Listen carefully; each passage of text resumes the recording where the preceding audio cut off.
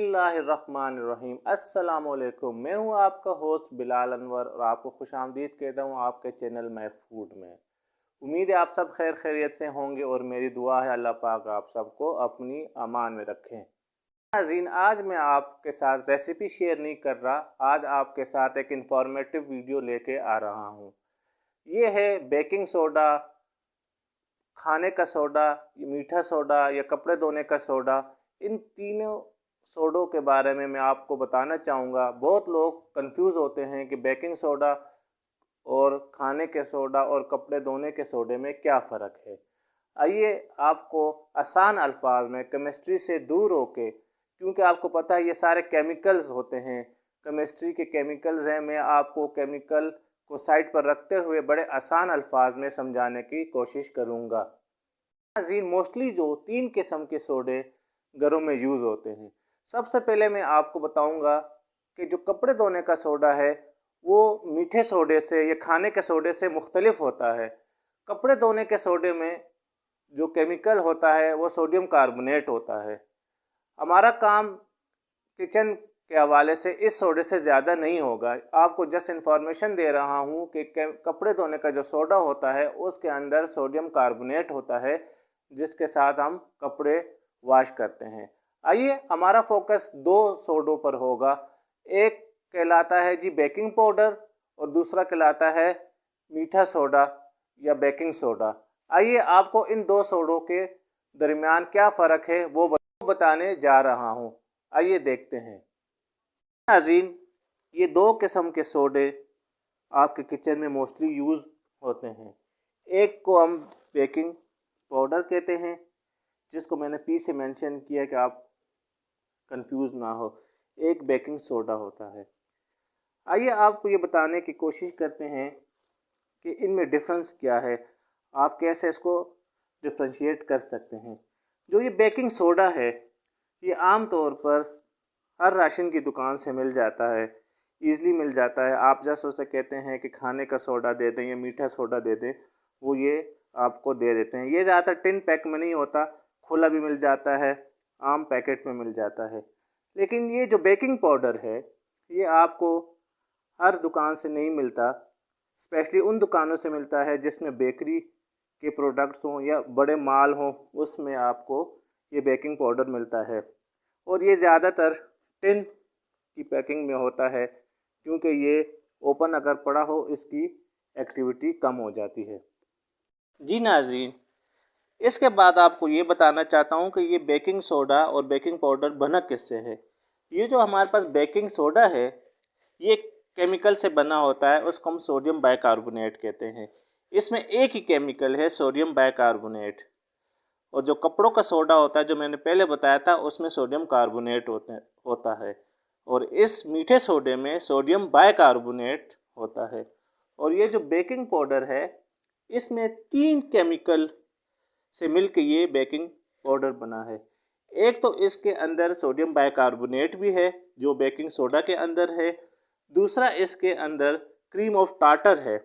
अगर आप आसान अल्फाज में कहें तो ये एक तेज़ाब का अमल करती है, आप इसको तेज़ाब भी कह सकते हैं, ठीक है, जो खाने को स्टेबल रखती है। और इसके साथ तीसरी चीज़ इसमें कॉर्न स्टार्च होता है। तो अब आपको ये पता चल गया है कि बेकिंग पाउडर में 3 केमिकल होते हैं और बेकिंग सोडा में 1 केमिकल होता है। नाज़रीन, कंपोजिशन यानी जिस चीज़ से ये बना है इसके बताने के बाद आपको ये बताना चाह रहा हूँ कि ये जो बेकिंग सोडा है अगर ये आप किसी खाने में ज़्यादा डाल दें तो इसका टेस्ट कड़वा हो जाता है। इसलिए इसकी मेजरमेंट का बहुत एहतियात रखना पड़ता है। अगर आप ज़्यादा डाल देंगे तो आपका जो डिश बनती है, रेसिपी बनती है, उसका टेस्ट कड़वा हो जाएगा।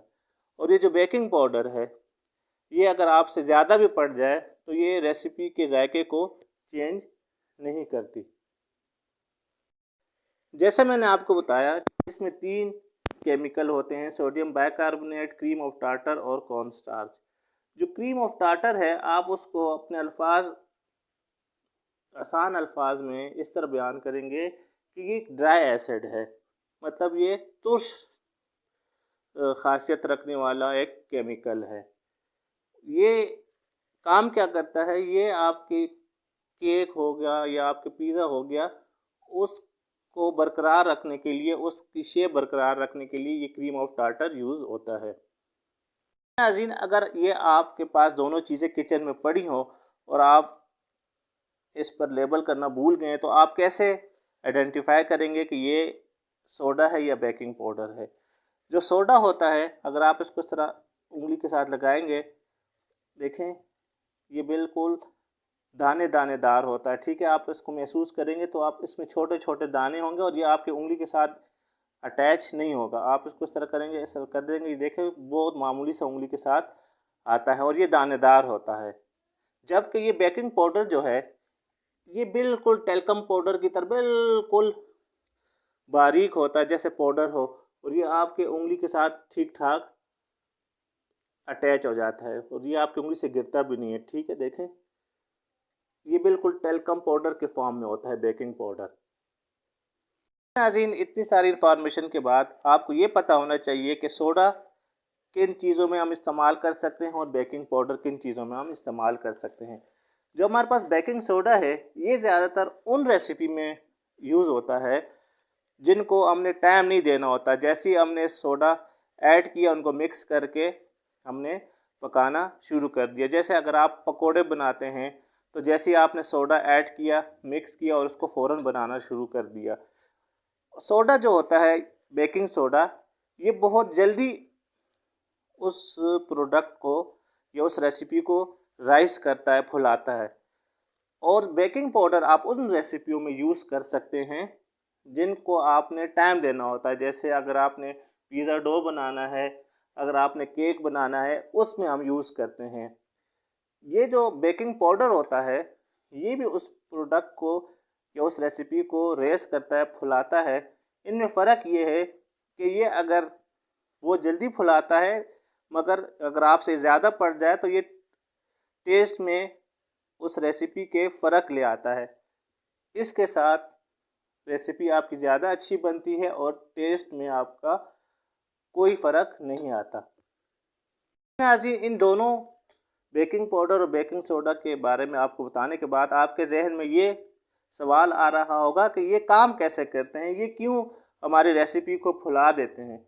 ये जो दोनों केमिकल हैं, बेसिकली ये जब आप ऐड करते हैं तो ये कार्बन डाइऑक्साइड प्रोड्यूस करते हैं। जिस टाइम ये कार्बन डाइऑक्साइड प्रोड्यूस होती है आपकी रेसिपी में या आपके जो प्रोडक्ट है जो आप बना रहे हैं, केक पकोड़े जो भी आप बना रहे हैं, तो कार्बन डाइऑक्साइड प्रोड्यूस होने के बाद उसके अंदर एयर बबल्स बनते हैं छोटे छोटे। उस एयर बबल्स की वजह से आपकी रेसिपी, आपका जो फाइनल प्रोडक्ट है वो रेज होना शुरू हो जाता है, वो फूल जाता है। लेकिन जैसे मैंने आपको बताया कि बेकिंग सोडा सिर्फ सोडियम बाइकार्बोनेट से बना है, इसमें एसिड कंपाउंड कोई नहीं है। तो इसलिए सोडा को हमेशा आप जिस रेसिपी में ऐड करेंगे, इसके साथ आपको खटास चाहिए होगी इसकी एक्टिविटी बढ़ाने के लिए। आप इसमें लेमन ऐड कर सकते हैं, आप इसमें सिरका ऐड कर सकते हैं, दही ऐड कर सकते हैं।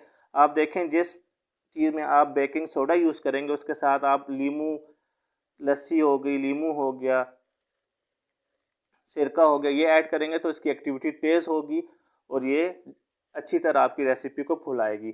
अलबत्ता जब बेकिंग पाउडर आप यूज़ करेंगे, इसके साथ आपको एसिडिक प्रोडक्ट की कोई ज़रूरत नहीं, क्योंकि इसके अंदर टार्टरिक पाउडर जो है, टार्टर पाउडर है, जो मैंने कहा एक तेज़ाबियत वाली केमिकल है, जो एसिड है, तो इसमें पहले ही एसिड मौजूद है, तो इसकी एक्टिविटीज़ के लिए आपको सिरका, लीमू वगैरह यूज़ नहीं करना पड़ता। आखिरी पॉइंट मैं आपको ये बताना चाहता हूँ, अगर आप बेकिंग सोडा यूज़ कर रहे हैं, अगर आपने ये किसी प्रोडक्ट में, किसी रेसिपी में ऐड कर दिया, तो अगर आप इसको फ़ौरन कुक नहीं करेंगे, पकाएंगे नहीं, तो इसकी एक्टिविटी कम होती जाएगी। आपका जो रेसिपी है, प्रोडक्ट है, वो सही तरह फूलेगी नहीं। मतलब जितना टाइम गुजरेगा इसकी एक्टिविटी ख़त्म होती जाएगी, इसलिए आपने फ़ौरन उस चीज़ को पकाना है। अलबत्ता बेकिंग पाउडर अगर आप किसी रेसिपी में यूज़ करते हैं, अगर इसके साथ टाइम ज़्यादा भी हो जाए तो कोई फ़र्क नहीं पड़ता, इसकी एक्टिविटी स्लो नहीं होती है। जिस तरह शुरू में काम करेगा उस तरह 20-25 मिनट बाद भी काम करेगा। ये थी आज की हमारी एक छोटी सी कोशिश कि जिन लोगों को कन्फ्यूजन है कि बेकिंग सोडा और बेकिंग पाउडर में क्या फ़र्क होता है और ये हम किस तरह यूज़ कर सकते हैं, उम्मीद है कि आपकी ये कन्फ्यूजन दूर हो गई होगी। इस दुआ के साथ आपसे इजाज़त चाहता हूँ कि अल्लाह पाक आप सबके वालिदैन को लंबी ज़िंदगी और सेहत दे, और जिनके वालिदैन फ़ौत हो चुके अल्लाह उनको जन्नतुल फिरदौस में आला मकाम अता फ़रमाए। अल्लाह हाफ़िज़।